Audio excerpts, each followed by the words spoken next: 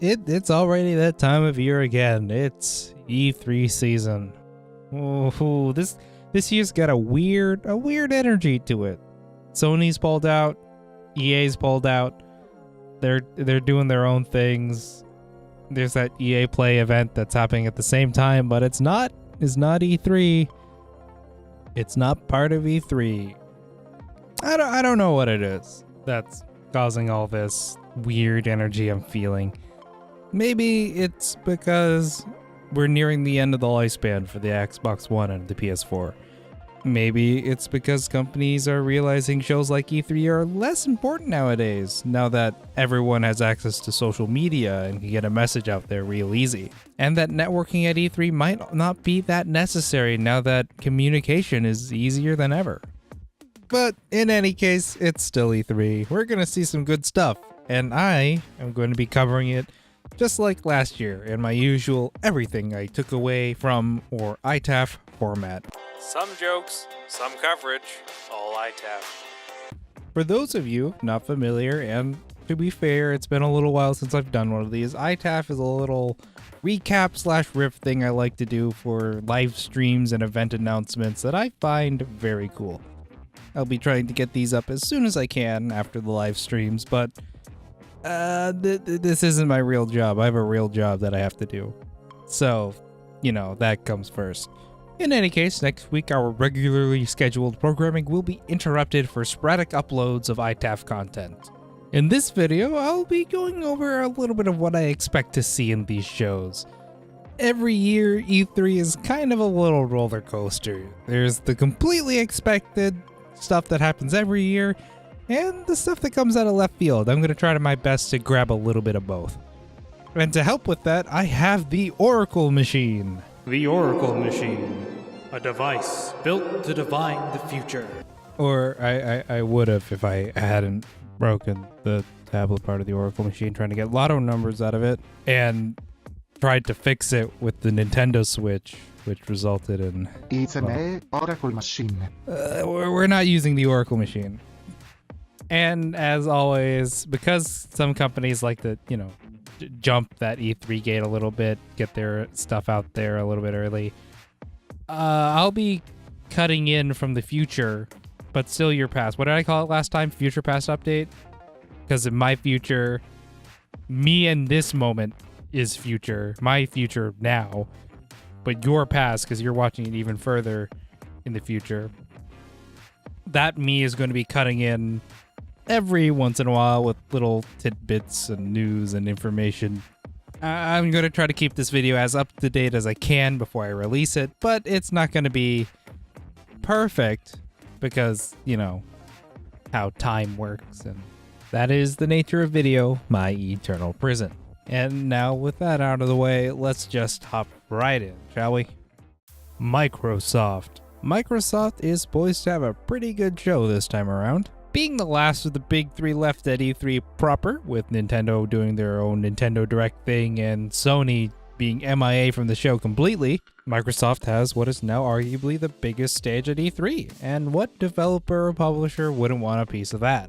Not to mention that Microsoft has quite a bit of things themselves to announce this year. Rumors have it that we might be seeing the next generation of Xbox hardware at this year's E3, or at least the specs of it.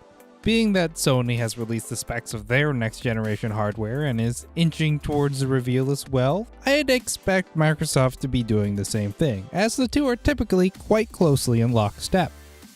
The rumor going around is that we may actually get two different models of the next generation Xbox, and that makes a lot of sense to me. Between how much they're pushing Xbox Game Pass, the all-digital Xbox One S, and Project xCloud, I'd expect there to be a digital-focused game streaming maybe option, and a more traditional option for us purists out there. While we're on the subject of digital game streaming, I expect Project xCloud to take up a nice chunk of the show.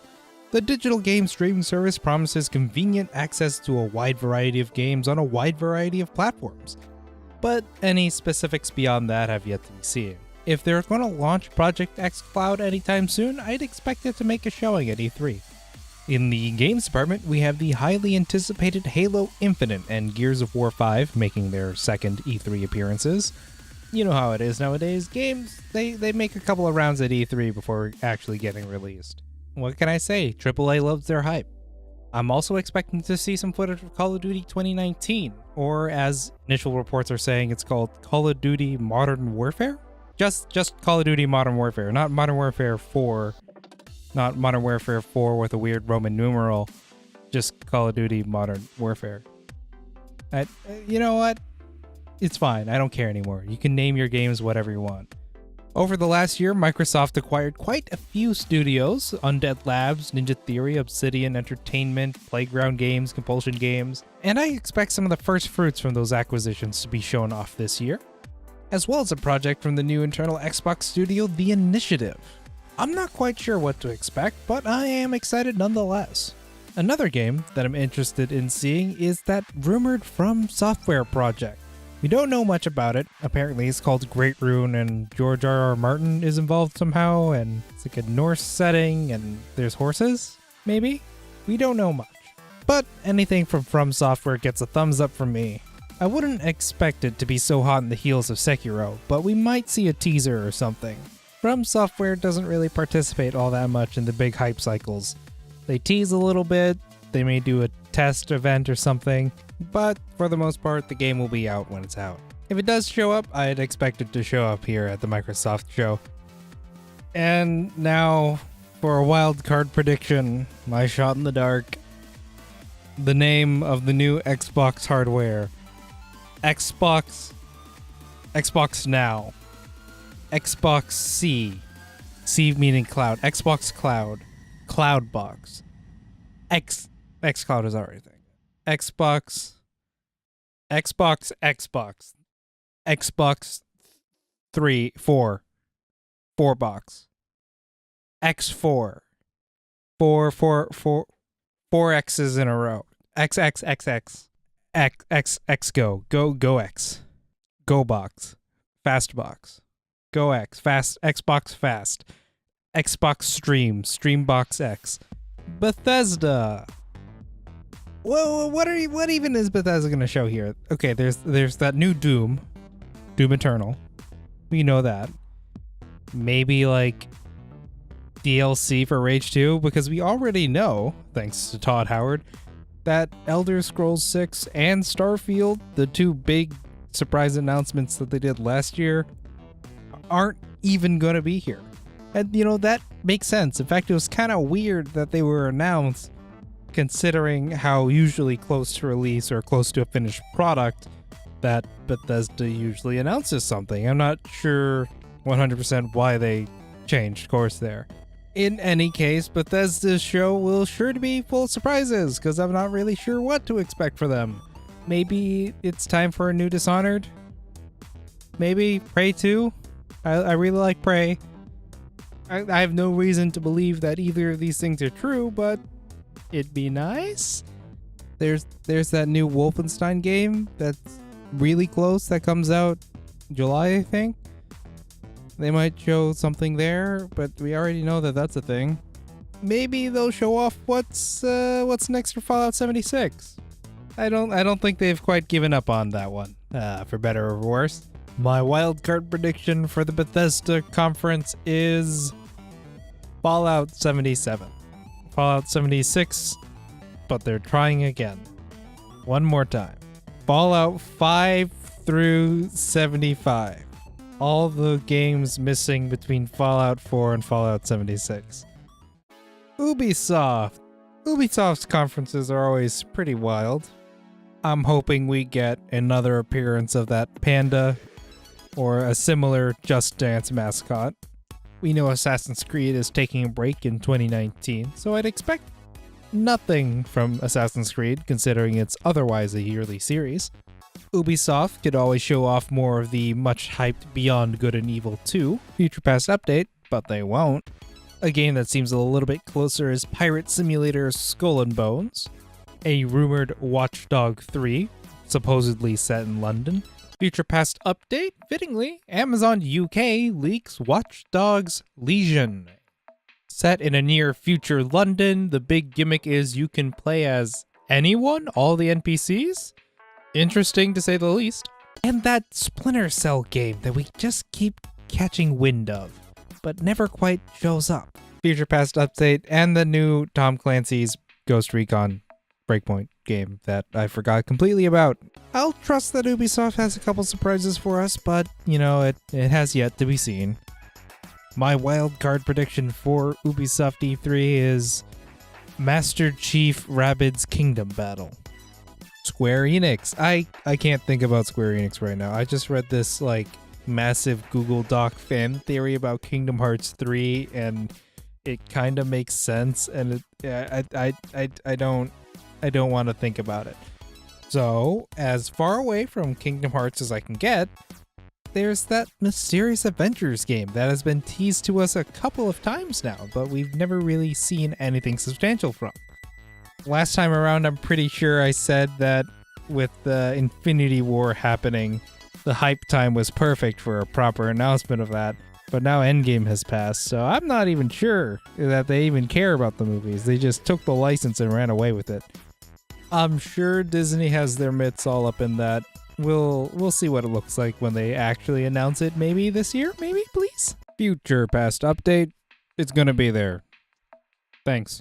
Another thing expected to make an appearance is the new Final Fantasy VII remake. Marketing on this one has ramped up recently. We might actually be getting close to a release. The remake was announced in 2015, and it's now 2019. And you know, actually considering Square Enix time, that's not all that bad.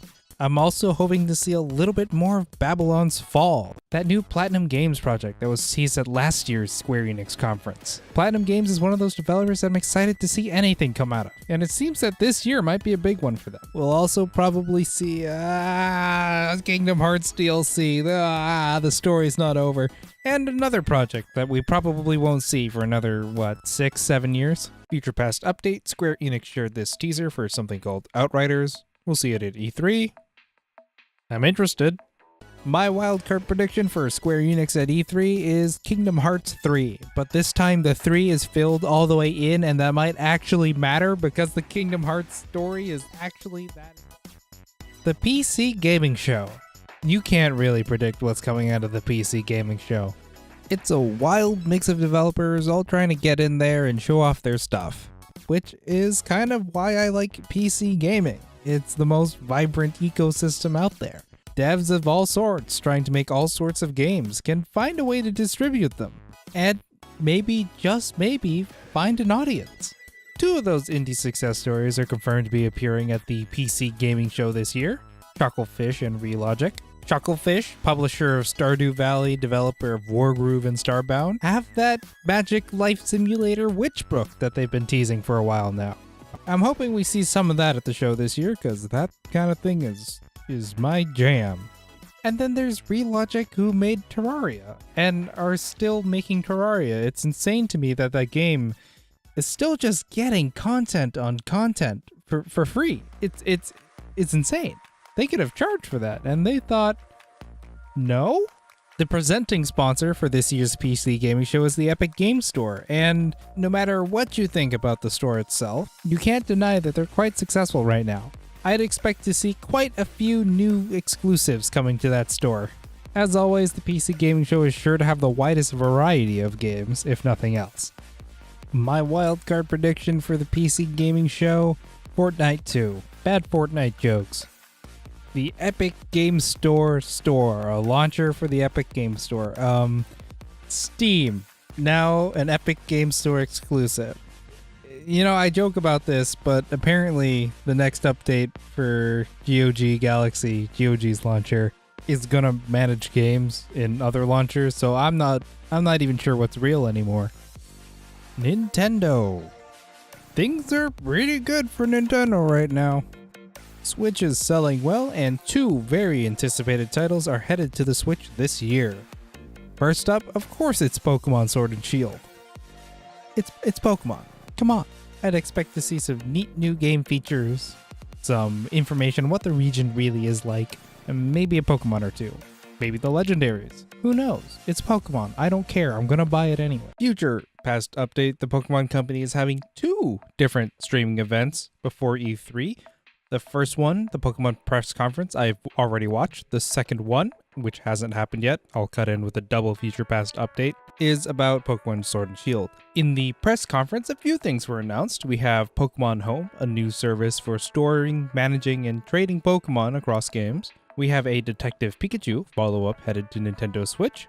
Pokemon Masters, which I really hope isn't a Pokemon Trainer gacha game, because that might bankrupt me. We also have the more interesting Pokemon Sleep. Pokemon Sleep. Let that one sink in there. It's a sleep tracking app themed around Pokemon. Pokemon transforms sleep into entertainment, is the tagline they're going with. Pokemon just trying to fix everybody's lives. To go with Pokemon Sleep, there's the new Pokemon Go Plus Plus. That's what it's called. Pokemon Go PULS plus sign. I'm assuming it's the same as the Pokemon Go Plus, but now has the added feature of being able to track when you're sleeping. And lastly, there's Pokemon shirts. Pokemon just slowly creeping into every aspect of your life. Pokemon shirts are not only just Pokemon patterned shirts, they're apparently customizable through a website. I'm assuming you mix and match patterns and colors and order a shirt. They're shirts. It's literally Pokemon shirts. Double Future Past update. The Future Past machine's becoming unstable. The time field is falling apart. Run. No, we have to power through. Pokemon. The Pokemon Direct happened. We got to look at the new legendaries, Sword Dog and Shield Dog. Some new regular Pokemon like Sheep and Batman.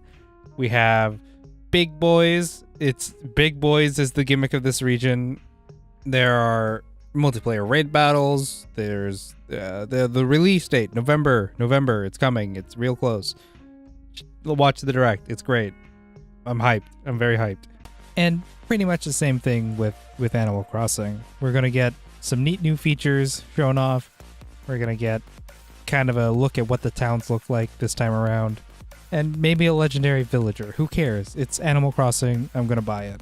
There are plenty of other little games I expect to see, including the new Luigi's Mansion, the Link's Awakening remake, the new Shin Megami Tensei game, Super Mario Maker 2, Fire Emblem, 3 Houses, and Astral Chain, that Platinum Games project. Again, Platinum Games. Seems like a big year for them. Astral Chain looks dope. I'm going to get it. Probably. Considering the large amount of stuff headed to the Switch right now, I'm actually probably missing a few. I'd also expect the Switch port train to continue, more and more games making their way to portable for the first time, and maybe we'll see that next Super Smash Bros. DLC character revealed to round things out. There are rumors of a new model of Nintendo Switch coming out, a portable focused one, maybe a little bit cheaper, maybe like a 2DS-ified version of the Switch, but I wouldn't expect it to be shown off here. Nintendo has announced that the Direct will be software focused, and Nintendo typically doesn't lie about these things. My wildcard prediction for Nintendo, the Smash character predictions for Smash. It's a character that is predictions of. I didn't think this joke through, and that about wraps it up for people at E3 proper. So I'm just gonna quickly mention EA because they are doing a show. I guess I'm just gonna roll that clip from last year. Meta 20, FIFA 20, NHL 20, NBA Live 20, Sports 20, Sports 20, Sports 20, DLC. Maybe not the DLC part, but we are getting that new Star Wars game, Star Wars Fallen Order. We'll see if the fallout from Battlefront 2 is enough to dissuade EA from royally messing this one up. Hey, they say no microtransactions. But I'll see you for the season pass for the DLC though. My wildcard prediction for this EA E3 not E3 thing is it's good, because that's just about as likely as any of my other wildcard predictions. And I guess I'll briefly mention Sony too. While they don't have anything scheduled for E3, I wouldn't be surprised if they drop some news that weekend, just to get the spotlight back on them. They got a new console on the way. We don't know much, but I'm sure they got games and stuff in the works too. We might see something from them. No show for me to make fun of though. Future Past update. We got this new Death Stranding trailer. I'm not even sure I should really be covering Death Stranding anymore. It's wild. The trailer is wild. Kojima is a madman. This is the most we've seen of this game. It's like the most, this is an actual game with a setting and not like a surrealist painting in a video game. But I still don't really know what's happening here, which is, I guess, the charm. It's out this year. Look at that. Thanks, Kojima. Bridge babies. America is dying. Connections. Strings that tie us together. Yeah. And that's just about everything I'm expecting from this year's E3, but of course, the fun of E3 is the stuff that you couldn't have predicted in a million years if you tried. So stay tuned, keep an eye out, those E3 videos are coming up over the next few days. Thank you so much for watching, and I will see you all next time.